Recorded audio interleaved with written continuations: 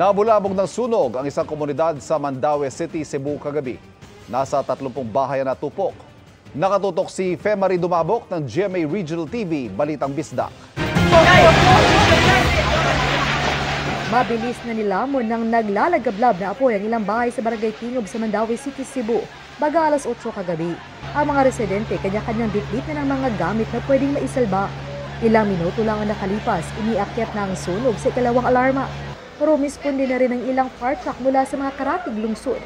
Ayon sa BFP Mandaue, tumagal ng 1 oras bago tuluyang naapula ang apoy. Natupok na sa 30 bahay na karamihan daw ay gawa sa light materials. Wala namang naitalang nasawi o nasaktan. Sa inisyal na assessment ng BFP, tinatayang mahigit 600,000 piso ang halaga ng pinsala. Patuloy naman ang investigasyon sa sanhi ng apoy na ayon sa BFP ay nagmula raw sa isa sa mga bahay roon.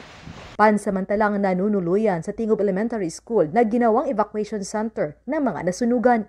Nagbigay na rin ang LGU ng mga pagkain, hygiene kits at iba pa sa mga biktima. Para sa GMA Regional TV, Balitang Bisdak at GMA Integrated News, ako si Femari Dumabok, nakatutok 24 oras.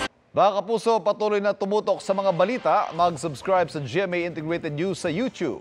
Sa mga kapuso abroad, samahan nyo kami sa GMA Pinoy TV at www.gmanews.tv.